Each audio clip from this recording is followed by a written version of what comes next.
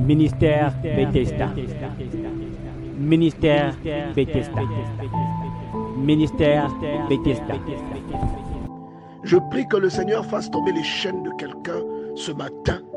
Et je prie que derrière cette écriture de Luc chapitre 15 à partir du verset 11, que l'on nous présente souvent comme la conversion d'une personne qui s'était vautrée dans le péché, que le Seigneur nous ouvre les yeux pour qu'il nous enseigne encore quelque chose de nouveau. Tout comme vous le savez, la parole de Dieu est comme une source très profonde et elle peut nous sortir des leçons à l'infini. Avec un seul verset, le Seigneur peut nous raconter tellement de choses, nous donner tellement d'illustrations. Et je prie le Seigneur pour qu'il sache nous donner, comme d'habitude, les mots qu'il faut, les mots qui interpellent, les mots qui touchent et les mots qui poussent à la repentance. Luc chapitre 15, à partir du verset 11, parle d'un phénomène par lequel nous sommes tous passés, bien-aimés dans le Seigneur. Un phénomène que la plupart des êtres humains expérimentent. Ici, il est écrit, un homme avait 2 fils. Le plus jeune dit à son père, mon père, donne-moi la part de bien qui doit me revenir. Et le père leur partagea son bien. Et hier, nous avons parlé du libre arbitre, bien-aimé dans le Seigneur. Nous avons parlé du libre arbitre. Nous avons expliqué ici que dans Deutéronome chapitre 30 à partir du verset 15, le Seigneur nous dit qu'il met devant nous deux éventualités, qu'il place 2 choix devant nous et que ces choix-là déterminent ensuite notre bien-être ou non. Parce qu'il dit, je mets devant toi le bien et le mal, choisis le bien pour que tu vives toi et ta famille après toi. Et il te dit que si tu choisissais le bien, mais que Dieu te bénirait. Et si tu choisissais le mal, mais que tu périrais dans le pays dans lequel Dieu te fait accéder. Le verset 12 déclare, le plus jeune dit à son père, donne-moi la part de bien qui me revient. Et vous voyez que ce n'est pas un hasard que la Bible nous précise que c'est le plus jeune. C'est en train de nous enseigner parce que ici le père représente Dieu. Le fils aîné représente le chrétien mature. Et le fils cadet représente le chrétien inexpérimenté, qui fait souvent des choix précipités, qui s'emporte facilement, qui ne sait pas encore pardonner, qui ne sait pas encore que la rancune n'est pas quelque chose de bien, qui n'a pas encore cessé d'être impulsif. C'est cela le plus jeune illustré ici. Il dit, donne-moi la part de bien qui me revient. L'expression, donne-moi la part des biens qui me revient, est le symbole de toutes les décisions immatures que vous avez prises dans votre vie.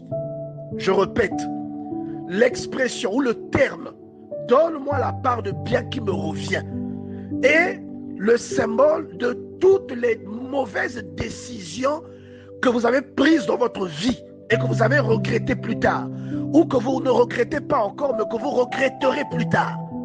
Ces décisions-là sont illustrées par l'expression « donne-moi la part de bien qui me revient ». C'est quelqu'un qui revendique une chose qu'il n'a pas encore le droit de posséder parce qu'il n'est pas encore mature. Il y a des personnes qui se sont mariées sur un coup de tête. Il y a des personnes qui se sont mis en couple sur un coup de tête. Il y a des personnes qui ont divorcé sur un coup de tête. Et quand on dit le plus jeune, ça ne signifie pas que vous avez 20 ans. Vous pouvez avoir 50 ans, mais vous êtes jeune en tant que croyant. C'est-à-dire que votre foi n'a jamais vraiment grandi. Et vos décisions ne sont pas des décisions mûres. Ce ne sont pas des décisions mûrement réfléchies. Et ce sont des décisions qui vous conduiront à votre perte. Aujourd'hui, lorsque vous entendez le plus jeune, ça ne signifie pas que vous n'avez pas de rides. Vous pouvez avoir 75 ans, mais vous êtes un gros immature devant Dieu. Et vous prenez des décisions qui peuvent conduire le navire que Dieu vous a confié au naufrage, bien-aimés dans le Seigneur. Mais il est important de parler de ces choses-là à nos enfants. Les enfants qui commencent à aborder la vie et qui, parce que quand on est enfant, on est fougueux, on est impulsif.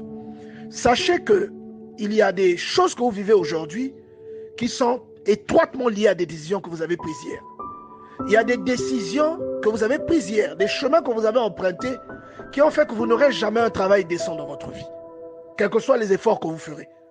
Vous n'aurez jamais une qualification qui ferait que l'on vous honore, quel que soit ce que vous ferez. Et aujourd'hui, la plupart des gens blâment Dieu pour leurs erreurs. Et beaucoup oublient qu'ils sont eux-mêmes les auteurs de ce qu'ils vivent.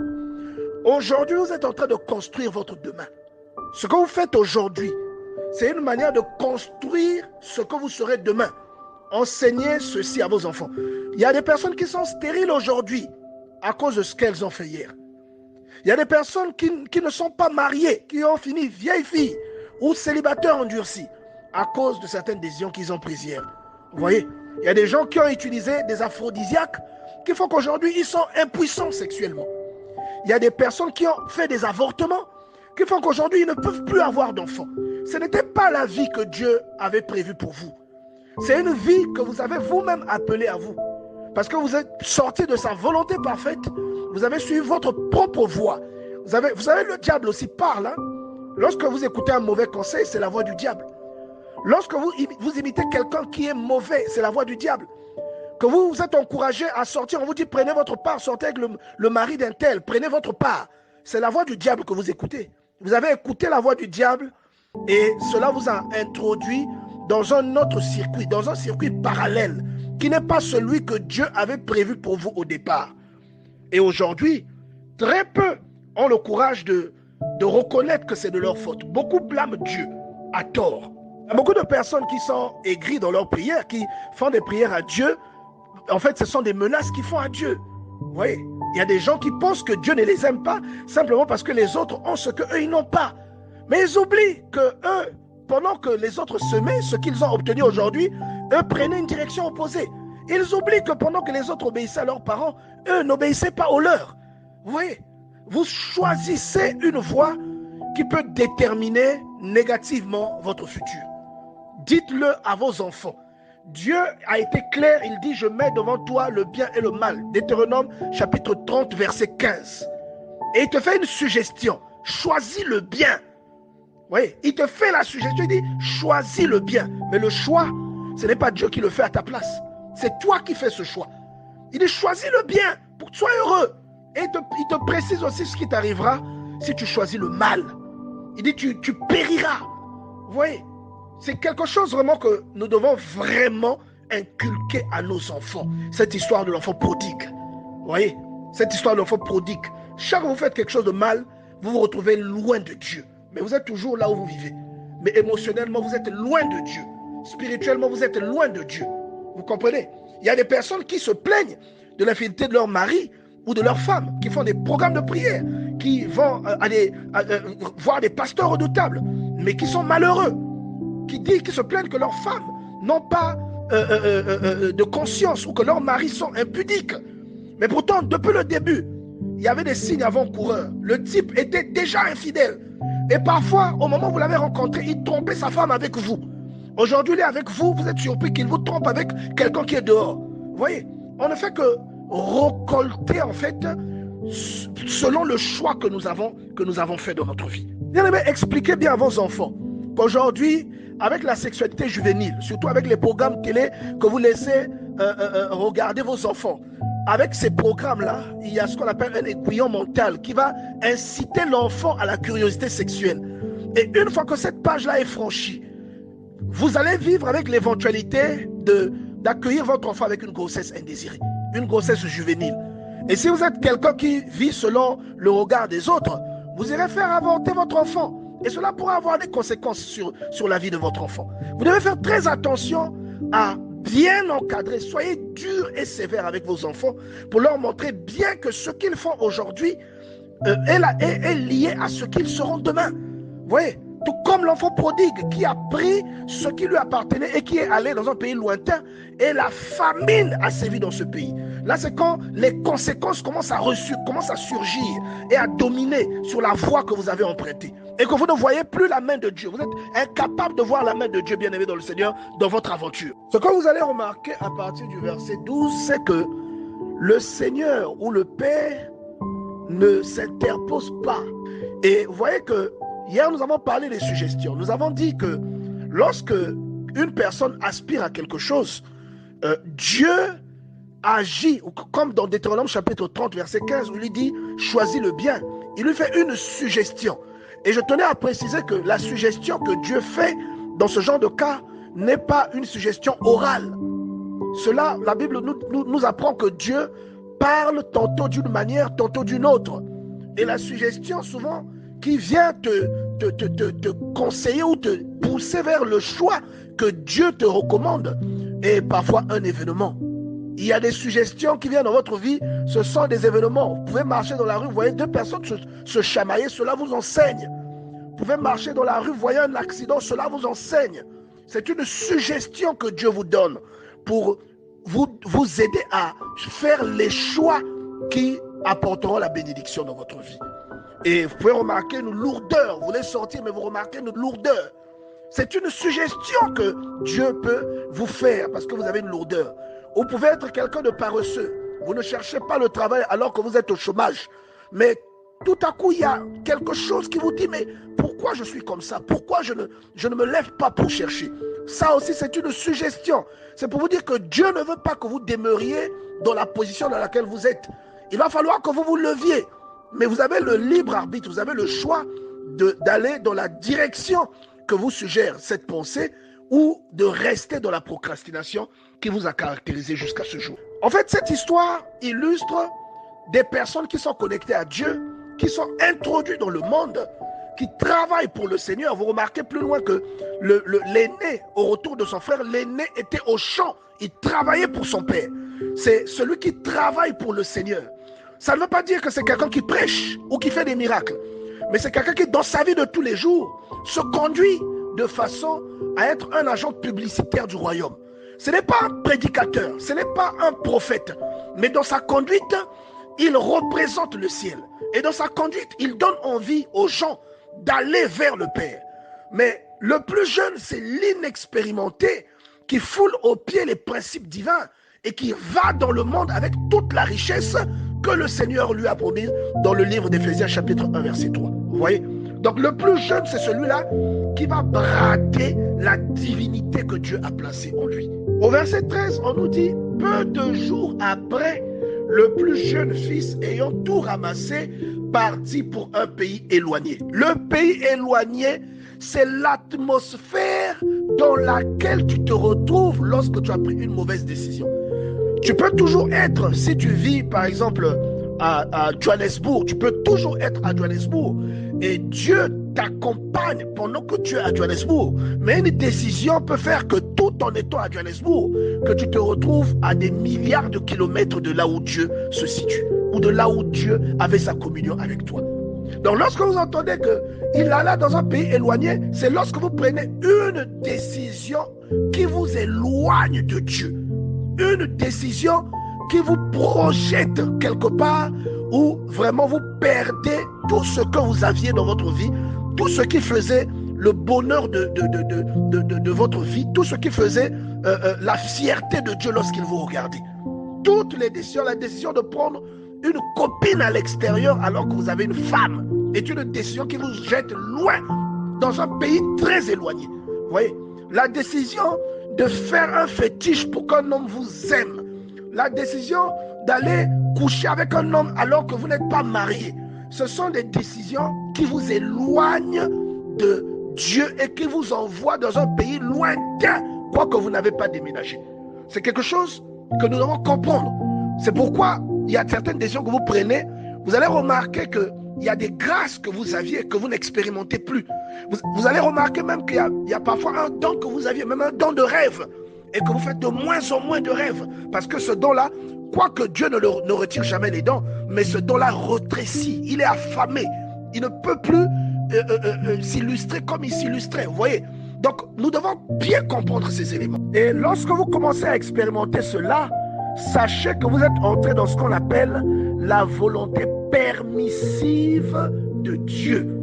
Vous êtes entré, vous êtes sorti de la volonté parfaite, de ce que Dieu a voulu pour vous, de ce que Dieu a préparé pour vous, de toute la grâce qui aurait dû vous accompagner en étant dans le palais de votre Père, des habits somptueux dont vous aurez dû être revêtus, en sachant que les habits, ce sont des illustrations de l'esprit que vous recevez de la part de Dieu. Vous voyez, vous aurez dû être en train de manger des plats succulents, qui est le reflet de la parole de Dieu.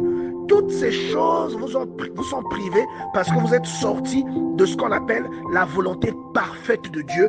Vous êtes allés vers les conséquences de votre propre choix. Vous avez fait des choix dans lesquels Dieu ne vous accompagne pas et qui viennent avec leur lot d'accompagnateurs. Il y a des choix que vous faites qui vont emmener aussi des fruits dans votre vie. Ce ne sont pas forcément les fruits que Dieu avait prévus dans votre vie, mais ce sont des fruits qui s'improvisent à cause des décisions que vous prenez dans lesquelles Dieu n'est pas associé. Qui s'improvisent à cause des décisions que vous prenez à cause de votre immaturité malgré votre âge. Vous comprenez? Il y a des tribulations par lesquelles vous pouvez passer aujourd'hui. Vous allez remarquer qu'il y a même des gens qui ont des choses que vous n'avez pas.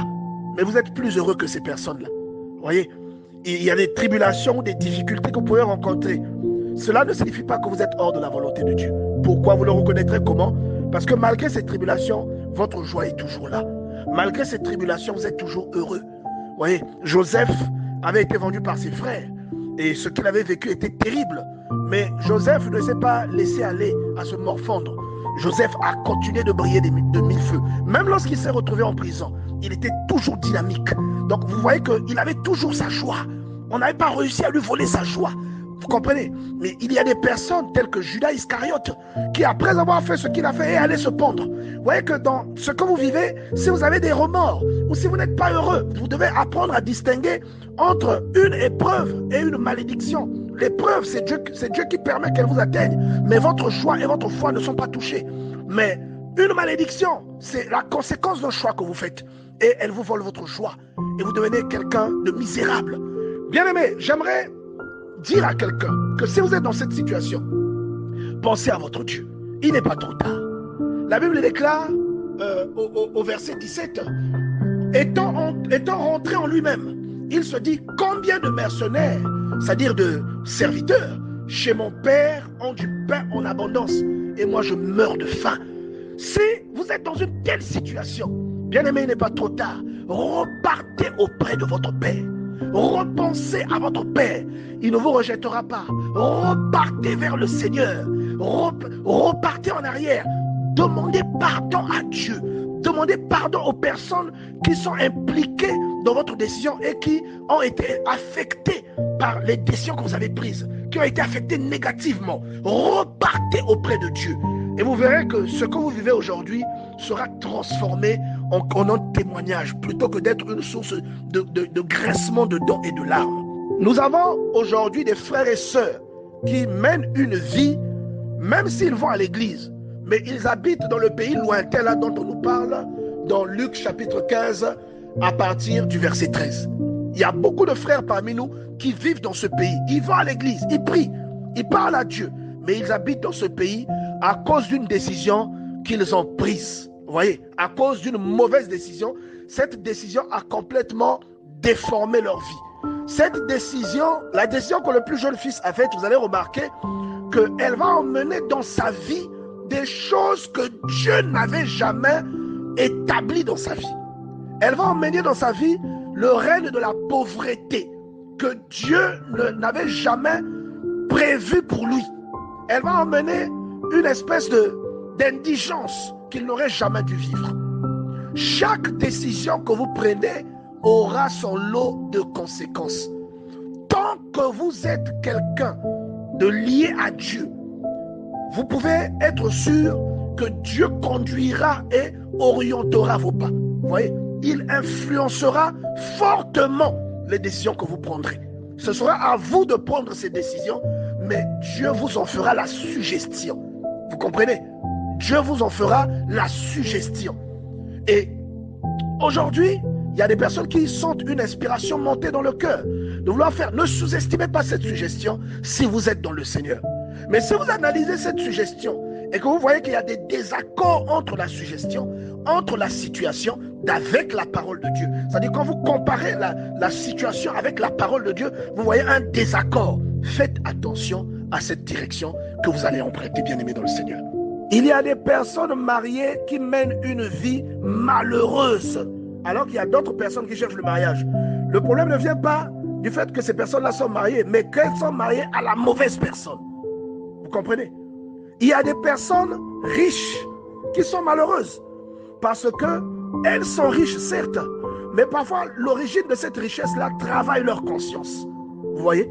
Parfois des gens qui sont enrichis avec le sang de quelqu'un d'autre, ça va travailler ta conscience. Vous voyez? C'est ce qui est illustré ici par « donne-moi la part de mon héritage ». Mais ça va te travailler parce que ça va t'emmener déjà loin de Dieu et ensuite, ça va emmener dans ta vie le règne des choses normalement qui auraient dû être soumises sous tes pieds. Mais ces choses-là vont dominer sur toi. Vous voyez, bien aimé dans le Seigneur. La Bible dit lorsqu'il eut tout dépensé, parce qu'au début c'est sucré. Lorsque vous prenez votre décision d'abandonner les études, au début c'est sucré. Vous abandonnez les études pour faire autre chose. Au début c'est sucré. Mais après, si ce n'est pas ce que Dieu voulait pour vous, et que vous l'avez fait par entêtement, bien aimé, le temps du regret va arriver dans votre vie. Si vous avez accepté de vous marier avec quelqu'un qui était déjà marié, au début c'est bien. Mais ensuite, lorsque ce type cessera de dormir chez vous pour aller dormir, ensuite élire domicile dans son premier foyer, vous allez passer des nuits en train de pleurer. C'est-à-dire au départ c'est bien, bien aimé. Mais ensuite, le temps des représailles prendra le dessus sur la situation ou la direction que vous avez empruntée. La Bible dit, lorsqu'il eut tout dépensé, une grande famine survint dans le pays et il commença à se trouver dans le besoin. C'est ce qui est illustré ici. C'est-à-dire au départ c'est bien, mais ensuite, parce que c'est Dieu qui gère tout, le malheur arrivera et viendra s'attacher à toi dans la décision dans laquelle tu t'es embourbé, bien-aimé dans le Seigneur. Bien-aimé, si vous êtes malheureux dans un choix, vous avez fait un choix, et au lieu d'être heureux, vous êtes malheureux aujourd'hui, sachez que ce choix vous a emmené hors de la volonté parfaite de Dieu. Sachez que ce choix vous a exclu de l'héritage qui vous était échu. Vous comprenez, bien-aimé dans le Seigneur, j'insiste là-dessus. Et je tiens à préciser que vous pouvez être riche sans être heureux. Donc il y a peut-être quelqu'un qui a fait le choix, un choix qui a amené des possessions dans sa vie. Cela ne signifie pas que vous êtes heureux. Si malgré ces choses, vous sentez des remords, vous sentez qu'il vous manque quelque chose, vous sentez qu'on vous a volé votre joie, cela veut dire que vous n'êtes pas dans la volonté parfaite de Dieu. Et ce que vous expérimentez, ce n'est même pas votre héritage. Ce que vous expérimentez n'est pas votre vie. Ce n'est pas ce que Dieu avait prévu pour vous. La Bible déclare, je sais les projets que j'ai préparés pour vous, projets de bonheur et non de malheur, pour vous donner un avenir et de l'espérance. La Bible déclare que le Seigneur souhaite que nous prospérions à tous égards. Vous voyez, Dieu veut que vous soyez heureux. Sinon, il n'aurait pas donné, il ne se serait pas livré pour que vous ayez le salut. Il n'aurait pas fait tout ce plan du salut pour votre intérêt. Mais s'il l'a fait, c'est parce qu'il veut que vous soyez heureux. Si vous n'êtes pas heureux, sachez que vous êtes sorti de la volonté de Dieu. Et vous n'êtes pas le seul. Il y a beaucoup de gens qui sont dans ce cas. Voilà pourquoi il est important de demeurer auprès de Dieu, de demeurer dans la parole de Dieu. Cela est une forme de garantie que vous avez moins de chances de commettre une erreur en demeurant auprès de Dieu, en demeurant connecté à sa parole, en vous bombardant de tout ce qui concerne le Seigneur. Parce qu'au fur et à mesure que vous êtes exposé à ces choses, vous allez aussi croître, quelque chose va grandir en vous. Et comme je vous l'ai dit, demain nous parlerons à partir du verset 17, où il dit, étant rentré en lui-même, il se dit, combien de mercenaires, c'est-à-dire combien de serviteurs chez mon Père ont du pain en abondance. Lorsque vous êtes un enfant de Dieu, il y a des choses même que vous ne méritez pas qui viendront dans votre vie. Et quelqu'un qui est de l'autre côté, qui commence à voir qu'il s'est trompé, peut avoir cette pensée-là dans son cœur en disant que si je n'avais pas désobéi à mes parents ou si je n'avais pas désobéi à Dieu, mais je ne serais pas là où je suis aujourd'hui. Et j'aurais au moins le minimum qui vient dans la vie d'un enfant de Dieu. Vous comprenez? Et il dit, il prend une décision. Ça, c'est maintenant la repentance. Je me lèverai, j'irai vers mon Père et je lui dirai, mon Père, j'ai péché contre le ciel et contre toi. Vous voyez, la repentance peut faire qu'aujourd'hui, vous êtes dans un piège. Mais si vous vous repentez, Dieu peut transformer ce piège en témoignage. Ce qui était une erreur, ce qui faisait partie de la volonté permissive, Dieu peut renverser la situation comme ce fut le cas entre Abraham et Ismaël. Abraham voyait qu'Ismaël était son fils aîné. Il a dit à Dieu qu'Ismaël vive devant toi. Dieu lui a dit ce n'est pas lui ton héritier. Et pourtant Ismaël était le fils aîné. Mais Dieu lui avait dit qu'il aura un enfant de Sarah. C'était ça la volonté de Dieu. Ismaël était la volonté de Sarah. Vous comprenez? C'est Sarah qui l'a poussé dans les bras de la servante. Mais c'est Dieu lui avait dit je te donnerai un enfant de Sarah. Et sa femme l'a poussé dans les bras de la servante. Donc Isaac c'est la volonté de Dieu, l'enfant de la promesse. Mais Ismaël, c'est la volonté de Sarah. Et Abraham voulait faire valoir les droits d'Ismaël. Et Dieu lui a dit, ce n'est pas lui ton héritier. Si bien que lorsque Sarah a décidé de faire partir Ismaël, Dieu a dit à Abraham, fais ce que ta femme te dit. On peut trouver cela cruel. Mais en fait, lorsque Dieu commence à mener la délivrance, que le plan de Dieu commence à s'installer, il va te demander de te débarrasser de ce que la volonté permissive a introduit dans ta vie. Peut-être pas comme vous le comprenez. On ne vous dira pas de chasser vos enfants. Non, ce n'est pas ce que ça veut dire. Il y a une leçon derrière que nous développerons peut-être demain si Dieu nous le permet. Mais vous voyez que c'est cela en fait qui se produit. Et à ce moment, Dieu convertit Ismaël. Il dit, concernant Ismaël, je t'ai exaucé. Il sera l'ancêtre de 12 princes. Donc Dieu exauce aussi Ismaël, qui était là un peu perdu, mais Dieu lui donne un avenir et de l'espérance. Si vous vous repentez aujourd'hui, ce que vous avez fait comme erreur, que vous êtes en train de payer aujourd'hui, si votre repentance est sincère, vous repartez vers votre Père, Dieu peut changer cette mauvaise expérience en témoignage. Il peut changer ce piège qui s'est refermé sur vous en témoignage. Ministère Bethesda. Ministère Bethesda. Ministère Bethesda.